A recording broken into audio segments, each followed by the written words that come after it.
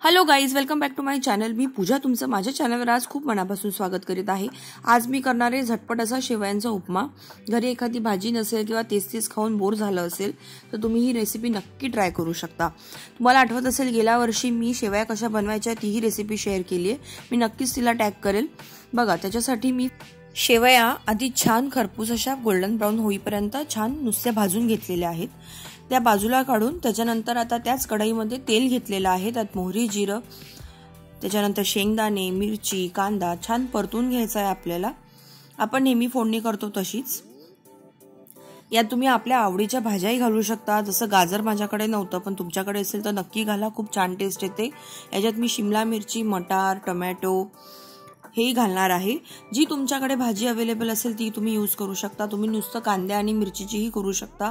अतिशय अशी टेस्टी अशी रेसिपी आहे. सगळं छान परतून झाल्यावर आपण त्याच्यात मसाले देखील घालणार आहोत. ही रेसिपी तुम्ही मॅगीला रिप्लेस नक्कीच करू शकता, कारण मॅगी ही तशी अनहेल्दीच आहे, कारण त्यात मैदा यूज असतो.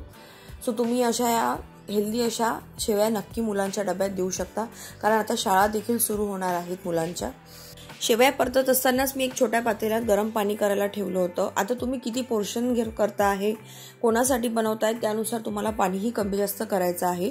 सो गरम पाणी घेतल्यामुळे काय होतं की शेवया छान सुटसुटीत होतात, त्या एकमेकांना चिटकत नाही.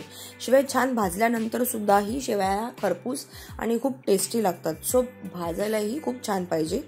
सो सगळं जिन्नस एकत्र केल्यानंतर आपल्याला छान परतून घ्यायचं 5 ते 7 मिनिट, आणि त्याच्यानंतर आपल्याला त्याच्यावर गरम पाणी सोडायचं आहे.